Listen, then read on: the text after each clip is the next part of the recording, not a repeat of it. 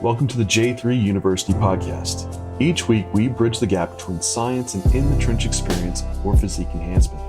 I'm your host, John Jewett. Let class begin.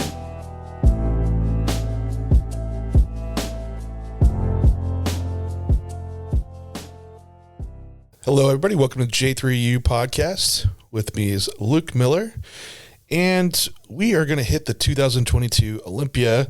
It's been a few weeks now, but rightly so, for the biggest bodybuilding show in the world. We need to talk about this, and we haven't got a chance to yet. Yeah, I think it's probably one of the most exciting Olympias I've watched in a long time. A lot of surprises, which I think we'll touch on quite a bit of those today. But man, what did you think of the lineup? Do you want to start open down, or do you want to? How many classes do you want to touch today?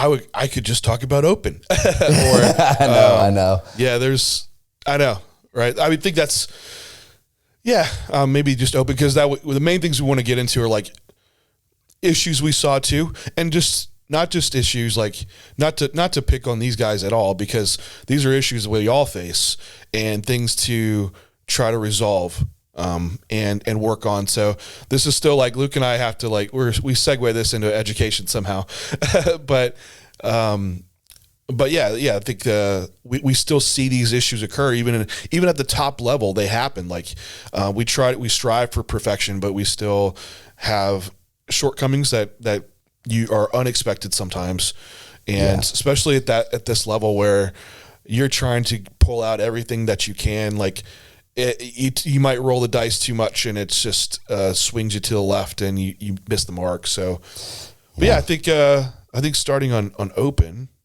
would be a good one. As far as the surprise, I think was Ramy. With being a previous Mr. Olympia, like the expectation, the bar is as high as it could possibly be, that you're going to come at Mr. Olympia level, and it wasn't there, right? And that's the judges, pushed him back to fifth place. Yeah, I think this comes back, and the first thing that comes to my mind when I saw that start to happen is, obviously I don't know what happened behind the scenes, but you see the picture surface from like a week out, and it's like, did things get overcomplicated is the question I ask, right? Because if you can wake up in the morning, walk to the locker room and take pictures that look like that, and I would imagine post-workouts not looking too far different, as in probably just a little bit fuller version of those fasted photos from a week out. It's like, you could have literally almost walked on stage looking like that and been an improved package from what was presented on show day. Would you agree? Yeah, I mean, I hesitate, because I realize sometimes there's a lot of speculation in that, right? Yeah, well, the IG photos could always be deceiving. True, with gym locker room and pump up, and almost finding the perfect conditions and perfect poses to be able to show them, because we saw a lot of Ramy's most muscular shots with shorts on, right? Not a lot of the rear shots, not a lot of the leg shots, which is what was kind of where he was getting docked a bit. But nonetheless, I agree with your point. Looking off those pics, the expectation was that he was going to be in just as good a condition as he was in, I think 2020 is when they really, really nailed it. And that was the expectation. So you think maybe something did go off the last day or so. Yeah. There was, I think, other issues besides just the peak, but potentially that was it. I kind of wondered, I remember hearing Chad talking about Ramy and how he was going to be so much bigger this year. And if they tried to pull let's make sure you're bigger than ever, and that was it, we see him looking way spilled over, but he didn't look exploding full either. So no, if anything, it was maybe a slightly flatter version of Ramy. Yeah, I think one of the things that hurt him too is someone like Samson standing next to him in the initial call outs, where you have a new guy in the lineup who holds his own so well in every shot. It's like, man, how does that already pull back Rami before you're even in the first call out comparisons, right? Yeah, Sampson's probably one of the most comparable guys to Rami, that in just stature, frame, and just overall size. And bravo to Sampson. Like, man, what a dark horse at the Olympia to like come out and have that placings. I know. Pretty cool to see. It's always cool to see like new guys that just kind of come out and really make their mark. But yeah, agreed, right? So having him next to Rami, it's more of a good comparison with someone that's that big, and you can really expose someone like Rami if you don't have it all pieced together for that 1 year. Exactly. Yeah. And I think also too, like the second surprise for me from a good perspective was Derek, like making the jump from 212 to open. From a size perspective, man, he looked right like he belonged in that lineup. And it was a really, really impressive showing for him. Absolutely. That was exciting. And just to be a little biased for being a 212 guy, I root for Hadi and Derek because they were both like previous 212s. I'm like, it's like the David versus Goliath kind of thing. But yeah, Derek looked phenomenal. He is just such an awesome shape and structure that's just like, it's gonna be hard for anyone to really hang. I think especially once he has like maybe a little bit more size, like he hasn't really even had a full on off season. And then, comparable to Hadi, looks like Hadi had a little bit more quad and was harder in the front shots. You could make a case Derek was probably harder in the back shots. Absolutely think the right judging call was made. But I mean, for your first outing in the open, man, to be second, which a very cool thing is that might be the closest idea of what we ever saw with like Flex Lewis going in the open, right? Yeah. In a way. Like Derek, his first Olympia was second to Flex Lewis. That's probably not Derek at his absolute best. Like winning the 212 is the best probably version of Derek at 212, right? Right. But nonetheless, like, man, if we saw Flex move to the open, like that, it might have been something like that, which is interesting, but doesn't really matter because it didn't happen. But right, yeah, it's crazy to think though too, right? And I think when you look at the lineup and like where people got shuffled and kind of what happened with some of the people that were top 5 last year, I think what hurt a lot of people is having Derek in that lineup who carried both shape and conditioning and wasn't too far behind because a lot of the people who did really well in previous years just really excelled in one or the other as far as like shape or conditioning. From a muscularity standpoint, it's hard to hang with someone like Rami, but I think that's where you see a lot of those people fall back is like you have this balance of a physique that we honestly probably haven't seen too much in the open presented, where they've typically gone rather muscularity over the last few years or very shape driven in 19 with Brandon. It's like now we're starting to get that package that's balanced across all borders. Cause like, I mean, I don't really care what you say, like from all the shots for Hadi as well, from a shape perspective, like he's got some beautiful shots, like from a symmetry and physique and a flow. Like, yeah, he's extremely muscular and he's really hard and gnarly, but I think he hangs with some of the best from a flow perspective as well.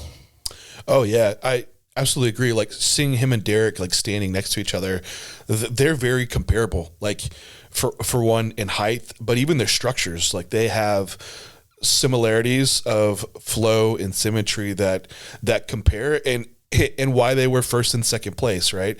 It just comes down to like, yeah, the little details of shot by shot, who wins each one. And Hadi, I don't think he like absolutely sealed it on every single pose, but he did plenty to make it happen, which, both those guys have it all put together. I think, you're right. In previous years, like when you're judging, it is just who checks most of the boxes the best.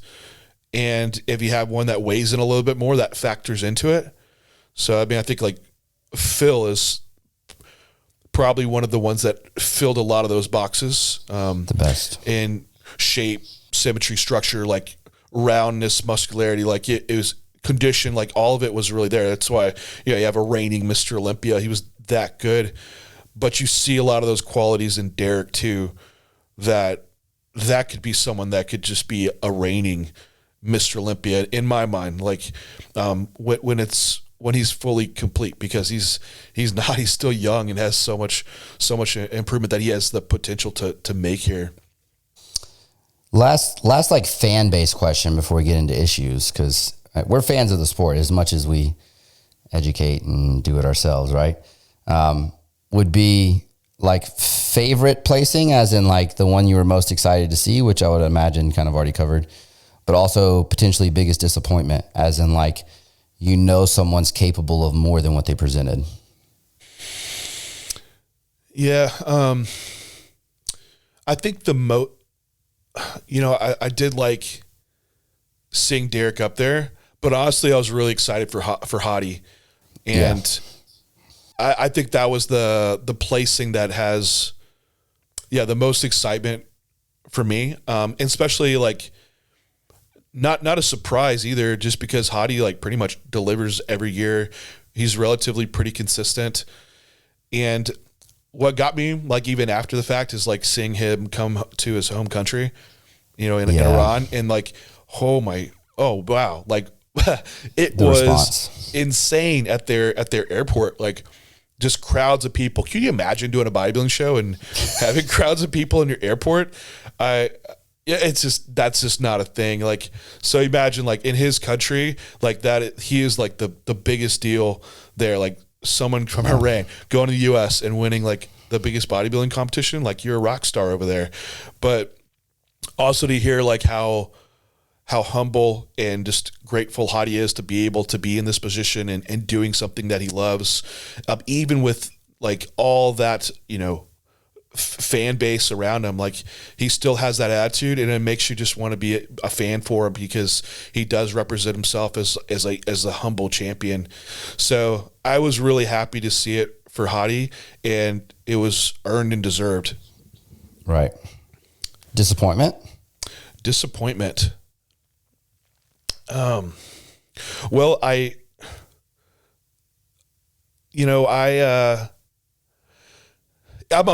a fan, so it's not like a dig at all, but I was a little disappointed with Hunter. Yeah. And not just because I know what he could potentially do, and I know he was in the postings leading up to Olympia, like he looked like he had quite a bit of size added, which would be a vast improvement, for the last year. It looks like he had potentially made improvements on his back, and it just looked like maybe they had a little bit more body fat to come down, or something with the peaking process. I don't have the, look into the behind the door, but right.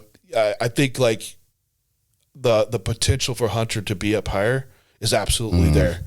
Which that's still an encouraging thing. I don't worry, I totally get like having an Olympia showing that's not like your absolute best, and like the weight of that, and always wanted to like show, like prove to yourself like, hey, I and everyone else, like you have more in you, absolutely, and I'm sure he will.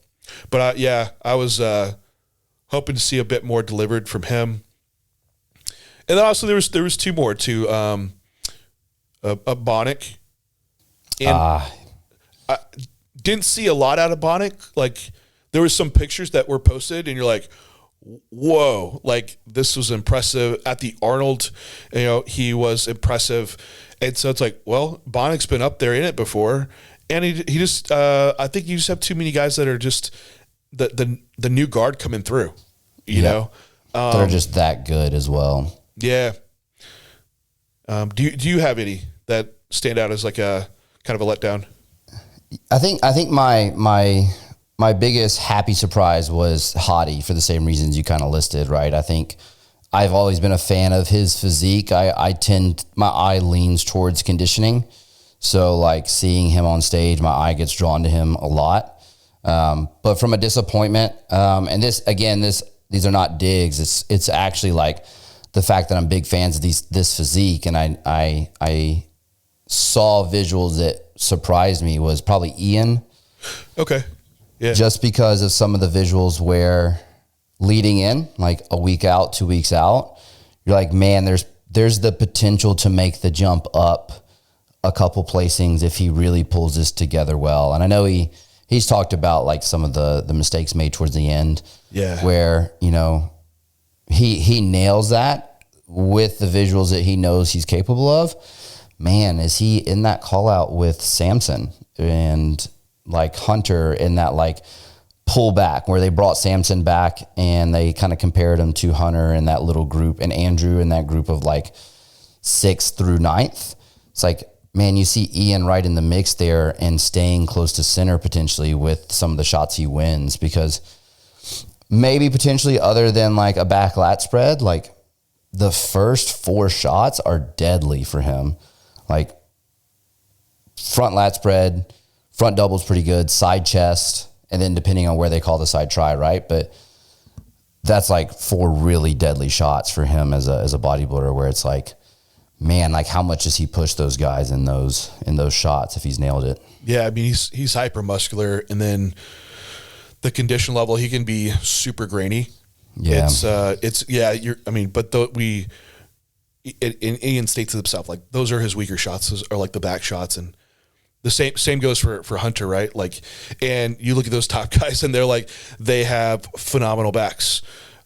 So that's one to have to keep piecing together. But I think you're right. Like when he's nailed on, like he could have definitely potentially scooted up a bit higher. Yeah, for sure. And then also to Hunter, and I've already talked to Hunter a little bit on this, like he knows what he's capable of, and it's not a keep your head down in the dirt. It's a time to show him type of a mentality. So it's like, I'm just excited for him next year, because I know he's coming back with a vengeance that he's going to be ready for. Yeah. I think also it was Andrew Jack is one that's still like really impressive just from a large human. Yeah. I think I know he was supposed to be like, they're hyping him up and talking like they're going to bring the condition, and I don't know if it really improved since his other shows that he did. So not really a disappointment. I wouldn't say that at all, because this is like his Olympia debut.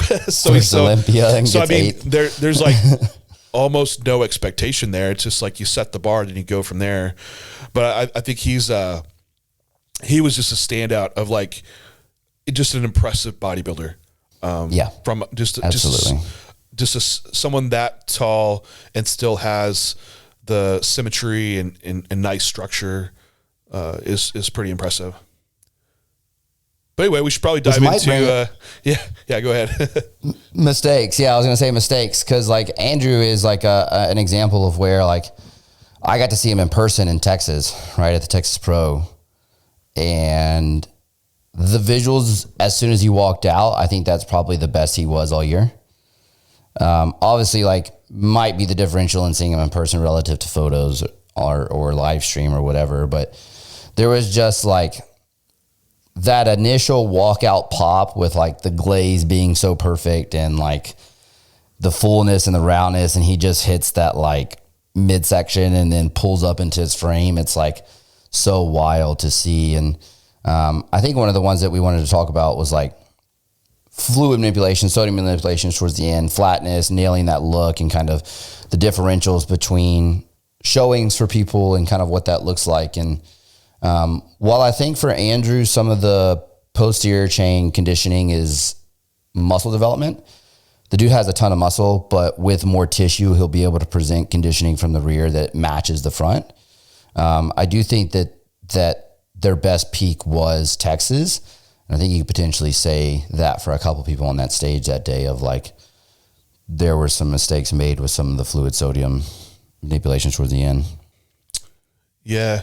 I mean, but before we even get to peak week, right, it's about getting all the fat off. But yeah. But within that too, it's the balance of how conditioned do you need to come in, because you have guys that aren't stripped down, peeled, that are still like up in the top 5, but you have guys that are, you know, back of the pack, still extremely conditioned, like Charles Griffin. He was peeled, like he was extremely conditioned, but back of the pack for other reasons, right? Nick Walker still has like excellent condition. He's very grainy, and he's placed for other reasons, but that was one factor that he brings. So it is one factor about condition, but you have to be able to balance that out with muscularity. And even from like my own chasing of condition, it's easy to let you sacrifice other body parts in fullness, and the overall look might not be the best that you present. So some of these guys are really good at balancing it, like how much to really pull down before you lose what you're building the off season. But also some don't take it far enough, and maybe it was just, you know, trying to balance that and thinking you're ready until you're staying up there. Like, oh shit, everyone came harder this year. Or it was just a miscalculation along the way. So I think like, hey, getting all the fat off is the essential piece here. And then would you say like walking into peak week, like maybe there's some assumption that, oh yeah, this is water and we'll take care of this. Yeah. I think my line of logic there with bringing that up is I kind of wanted to start it with the timeline that is mapped for prep should lead you to understanding where the variables need to be on show day. My best peaks from this year were the ones where I got to at least practice one peak before stepping on stage. And I'm not saying like run a full on mock peak week, but like lean enough early enough where I could run three days of loading and it not be an issue, and kind of run that gamut of fullness relative to flatness and find my favorite visual a little bit further out and then bring them back down. And sometimes I wonder if no matter where you're at with that condition relative to fullness metric, right, of how far do I take this prep, I think if you plan far enough ahead with the timeline and that setup, the variables for managing a peak become infinitely easier because it's a lot more predictable, which is where like bringing that peak week fluid sodium manipulation up, it's like, man, all of this starts with how you map that prep out. Yeah, that's a tough one because a lot of guys aren't going to be potentially in that position to do it, which it's like, okay, you weren't. Let's make sure at least next time that you are, and put those weeks planning in advance. So I think that is the tough one when you have a one show and that's it. Like if you're only prepping for the Olympia, you have 0 weeks to spare. So program in the extra weeks just to have the buffer there. But that's still not to say like guys that had multiple shows for the year, they still missed the mark, you know, at the Olympia. Couple problems there is like, for one, the shows aren't that close.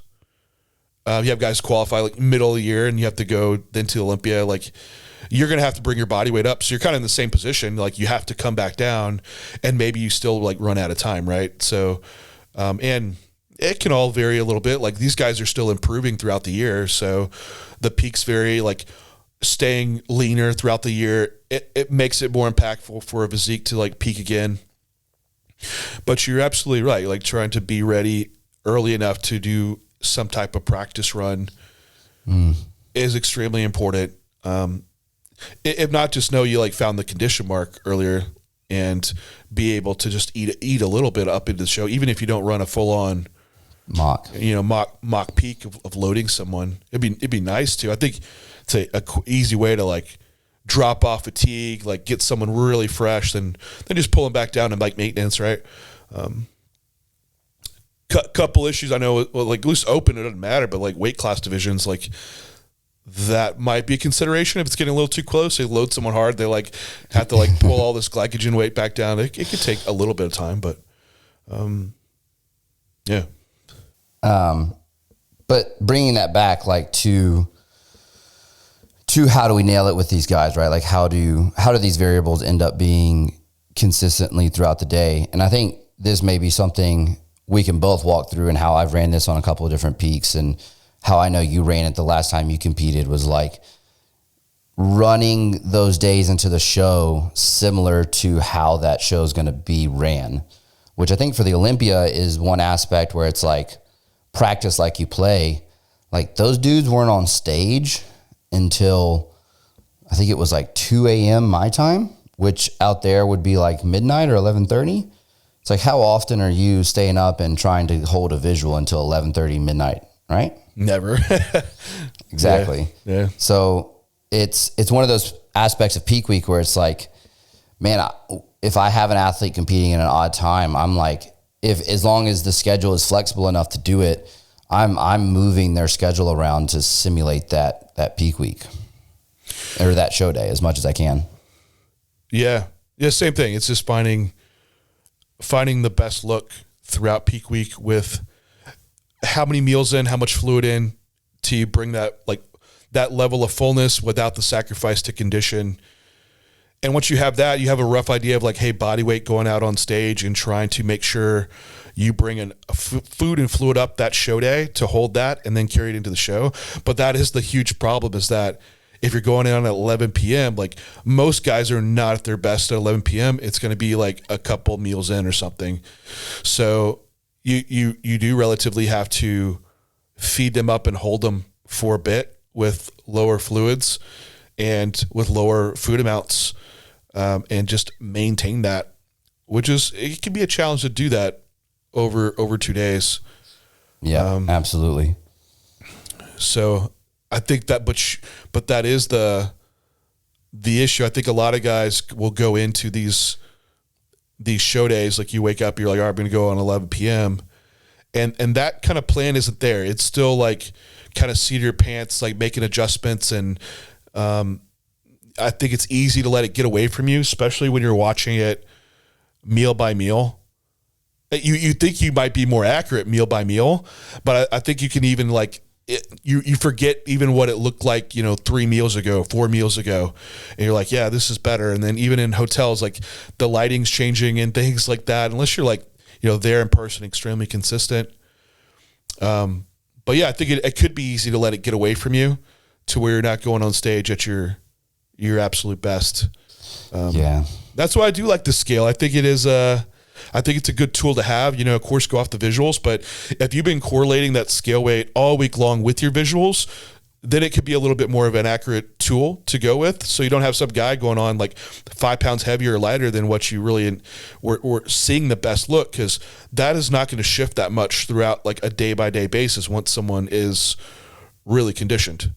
Yeah. I even like Braden at the Amateur O, I was literally walking around the venue carrying a scale in my backpack, because it was like every time I went to go look at him, because we hit a couple of delays with the Amateur O, they threw like a 1 hour intermission right before his class went on stage, a couple other things. It's like, all right, that's cool. Like you don't react to that. You just hop on a scale, look at the visual, make the adjustment to where it was going. And man, it landed him on stage at the number that we wanted to be on stage at when we looked at the visuals the day and the 2 days before.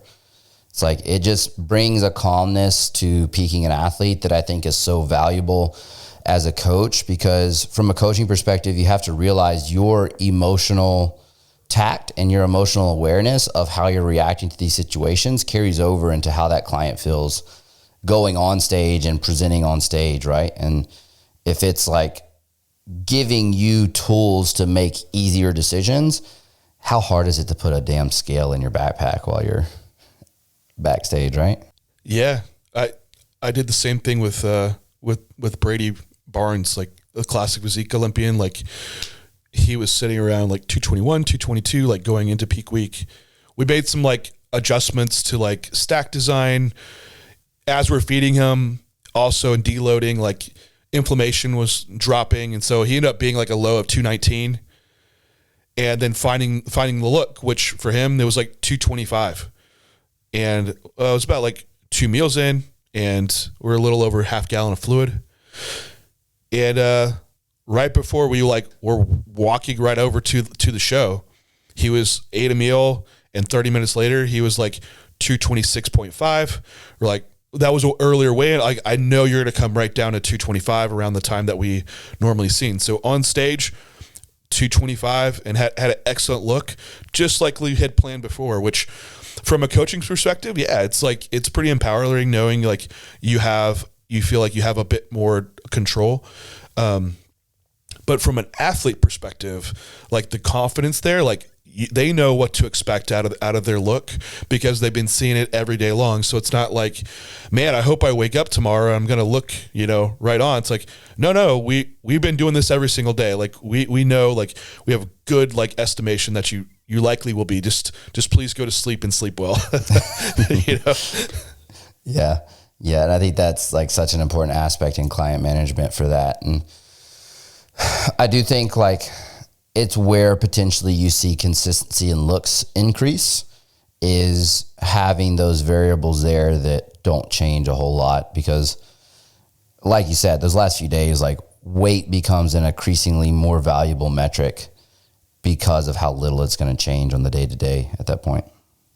I know some people had brought up like, hey, with open guys, that more fluid manipulation might need to take place because they just have they're just large individuals and potentially larger gear amount to where they are going to be holding more like in relation to intramuscular, even if conditioned, outside of like the other divisions. And I think yes and no. I think for one, it's individual basis, for like how much gear they probably truly need to have at that size. But again, like if you're not conditioned, at some point that same individual, they make a case for doing more water manipulation on. But why? Because they're on more gear to begin with? Well, so whether you address this early on before you get in peak week or on show day, it might have the same outcome of getting someone hard. However, very different predictability and risk in doing so.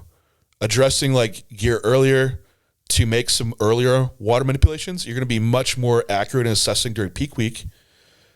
The later of like just throwing in the diuretic and cutting water hard, it's a complete roll of the dice. Like you don't know how far that's going to swing someone. Right. And I think that's what we see in a lot of guys is that they just show up flat and just deflated versions of themselves. And like when you see those pics of these guys who are hard, like in peak week and they don't show up hard, they just look a little smoother. Like a lot of time that's it, which is stuff that they've never done, like their whole preps. It's just the first time out, which is, when I state it like that, it sounds crazy. Like you're completely gambling on your peak. And we see the other guys, right? Like you brought up Ian, like leading up into the show. Ian is extremely muscular and hard as nails. He's hard as nails. So like, what are we talking about? Like the biggest guys are going to need more water manipulation. No, I think you can really like nail someone early before peak week to have a lot of the fluid situation managed to still have a peak week that we're talking about where you have better predictability over it.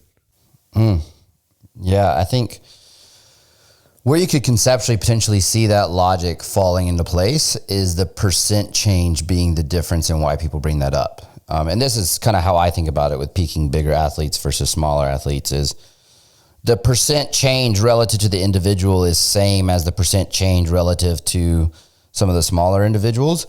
It's just when you take that percent of a 275 pound athlete on stage relative to a 215 pound athlete on stage, like a 10% change in the visuals is going to be a much larger change in not only the look, but all of the metrics, the scale, the food that it takes to make that up, the fluid and sodium that it takes to make that up. So like the variance between each jump is a lot larger of a jump, which is where I think potentially some of that thought process of more water manipulation is needed. It's like, no, you just need to stay on top of this athlete more because the change is more drastic, and it's not water manipulation that needs to be more. In fact, it's probably you need to find it early and hold that and make sure that they can stay within that realm of that range where it's predictable to jump up to the look that they're the best at. Yeah, I think you have a great point there, is that the bigger bodybuilder, the tricky part is that they can shift a lot faster than the smaller bodybuilder because everything is of greater magnitude, right? Just big body weight, more water, more food is required. If they're moving around, like, man, that's a lot of energy output. So it can shift them a lot faster to where you have to counter it. So that's when I think it is extremely important in those individuals, just like we talk about, like every day is show day. Like it's just routine, consistent. Like you're not going to go like walk into around Vegas like a couple days out, right? You're not doing your photo shoots or hanging out at the gym like the whole time just because you're at the Olympia. Like it's every day the same, like extremely routine, meals the same time. That way you're better to have the predictability and not have like, oh man, I had this huge shift. What happened? What'd you do? So I think that's a part with the bigger athlete is that they do change pretty quick. And that's a good point that you brought up. Yeah. What else was on our docket list to hit today? Yeah, I think a few are like site injections. Yeah, that's a big one. Which it's a tough one. Like and I won't pick on any guys because I've been on stage with something where you're like, oh man, this isn't going away, and I didn't think it would happen. You didn't think that last shot was going to go down like that, and a bad one happens, right? You go out there, but I think it is a preparation thing too, and making sure like, hey, you do cut this stuff out early enough, and a lot of these I feel like you're going to know too, because some of those did look like there's a frequency of injection in the same spot to where it's becoming problematic with scar tissue. It's like you got to rotate this stuff around and using small small-gauge needles to where you're not causing a lot of localized damage. But you know, some of the swelling stuff, it could happen. But it just depends on the athlete. Like sometimes I have to pull this stuff like 7 days out. Sometimes we can go a little farther with it, but again, when you're talking like 5 days versus 7 days, it's not going to be a huge deal for what the actual drug is doing in the system for like muscle retention. But what is going to be a big deal is if you have like a big swollen glute going on stage or delt or something, like 2 days could be the difference. So if we have to like pro versus con it, I would lean into cutting stuff out earlier than seeing how long you can keep it in. Yeah, absolutely. I think that's such a valuable just like thought process, because even at the amateur O, there was like an athlete that, and I won't say what class, but this person turned around for their back shot, and it was like the first thing you looked at. It was like just two big old whelps, and it's like this individual was center of the call out until they turned around, and then first call outs, and then turned around and got moved out. And it's like, I know these judges are not messing around with the visuals being screwed up with this kind of stuff, right? In fact, it's part of the comments around Hottie some years is like the delts pinning, right? Like potentially scar tissue buildup. So I think it's a valuable thing that not to just like glaze over, because planning that out and understanding, like even with athletes who have trunks that sit in certain spots, like making that last shot or in a place where the trunks potentially hide it, right? If it's feasible for that. Obviously bodybuilding is not a class where that's feasible, but in other classes it is. And it's something to consider where it's like, you're not going to be messing those visuals up. Yeah. It's one where those last shots, I've done them in lats before. That's a harder one. Like, you're not going to have many shots where you're exposing the side of your lat. If anything, if they're a little swollen, it's not going to be a detriment. It's not going to be a detriment. But I won't even pin my glutes anymore for bodybuilding because it's just, there's so much you need to show detail wise. And it's like nearly the center of a physique. When you look at a person, you kind of look at the center mass, and like a site like that, like, man, they just jump out at you so bad. It's just with how it catches the light, it shadows, like it's just easy to catch. And then that's all you stare at. It's same thing with gyno, Yeah, same thing. It catches the eye because it's such a thing that's different from everyone else. And then that's all you focus on. Even if you have an incredible physique overall, like that's such a distraction. So yeah, I wouldn't even shoot glutes. Like if you're doing bodybuilding where you got to expose them, like classic and stuff, or men's physique, that's a little different because you're not showing your glutes. So, that's where you put a lot of those spots. But for bodybuilding, yeah, I wouldn't even pin glutes, or quads for that matter. Yeah, quads is another one that you see. It's like that inflammation lasts for a long time. I've seen some people with bad quad shots, like 14 days, still affecting the visuals. Yeah. I think especially for training legs in prep and then also the cardio being done, it just makes it a lot harder to recover, and just execute your cardio. So I think that weighs into it. And I don't know, that probably covers like some of the site injection stuff, but there's still like posing. Yeah, to cover and presentation. I think, and we can probably hit this quick, I think the individual routine is undervalued. That's something with my athletes. I literally will go pose by pose and be like, why are you hitting this? This is not something that shows off your physique traits that make you shine over the rest of them. And you're hitting this earlier on in the individual routine. Like if you think about sitting at a judge's table, like first impression, that comment and that thought process of first impressions are so valuable is such a reality, because these judges, when they have, especially like 32 athletes, was it in that class? It's like you're really quickly getting organized into groups of people. It's like you need to make a statement within the first two poses that you're hitting in that individual routine and have that pre-planned well in advance.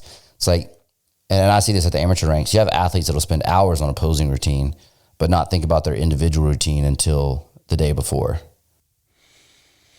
Yeah. And that's like, I agree. Just like you mentioned at Texas, right? With Andrew walking, you're like, wow. Like that's the reaction you want when you come out on stage. Well, I completely agree with, like, that's going to be your first impression on your own to really pull that judge's attention. And I know at this past Olympia, like they were a little bit shorter routines to come out to. And I, like, he would talk with Brady, like, man, I wouldn't have time to go through all poses, right? And I've heard that too, like, well, don't rush them. Let's just do less and do them really, really good and hold them. That's so much better than racing through just to do a bunch of poses, because then it just becomes a bunch of substandard poses. More exposing transitions. Just pick your best shots and nail them. And that's all you need to do. So just like you said, like the ones that present your physique the best, don't even mess around with doing like something unique that's going to show, this artistic ability to get into a pose, when it just doesn't show like what you absolutely need to represent for the division with level of muscularity, especially, for open. Agreed on that for sure. And then even some people I've seen get really focused on their routines and they don't even hit the poses correctly. So I think make sure you that's essential, like nailing your pose and practicing that in and out earlier on. So when you get on stage, it's just, there's no question about what you're going to do out there. And I think some people start second guessing themselves, and especially when you're in a lineup and you see guys shifting around and you want to start doing it too. Like like in a rear double, right? You see someone like lean back farther, you're like, oh hell no. Then you lean back farther. And then all of a sudden you're like, you know, you have like no torso left and you're, you know, it's a shit pose for you. It's like, I never practiced that at all. Like, why would I do that? So you can't let others influence how you're posing out there. And doubt your like confidence at all about like how you know to execute those poses. Right. Yeah, I agree. And that stage presence too is as like in the comparisons rounds, the one that I think it is good to see is like, where are these people relative to the line? Because sometimes like people start creeping up and you can get left behind real quick, which is gonna not be favorable in your opinion for the outcomes. And the judges will call you guys back. Like, let that happen. That's fine. Like, get up there and battle with them. They'd rather see you be passionate about it and want it and nail your poses and be toe to toe with these guys, and rather than just sit back on the line because you think it's the right thing to do. Yeah. I remember my pro debut there with Matt. He's like, every transition, just take a little step forward. He's like, just keep doing it. Just keep going. And he's like, they'll call you back. But all the other guys were doing it too. Like, they were way out there. So yeah. Just like just keep moving the line a little bit. Cause someone's probably going to be doing it. And absolutely, when you look at across the board, like, you usually stand out, but the judges are smart. They're right there on the line, like right there, first row. They know what's going on. So only so much can be done around that. But I did see a lot of guys just not opening up in their like rear doubles, which was, and that was one with Rami, which I was like, oh no, like open up. Just like kind of like squeezing the scapulas back a lot. I get it. It would show like more thickness like throughout your traps, but still like when lats, spread it. You need that taper. Like it was detrimental for a few guys that pose like that. So, but I think it just comes into practicing, making sure you have someone that has another set of eyes on you to verify what you're saying. Like, you know, a coach is essential in that process. So, yeah, I think the last one I noticed on that is looking at the screen. You see these guys turn around and the first thing they do is like that screen's like up and to the right.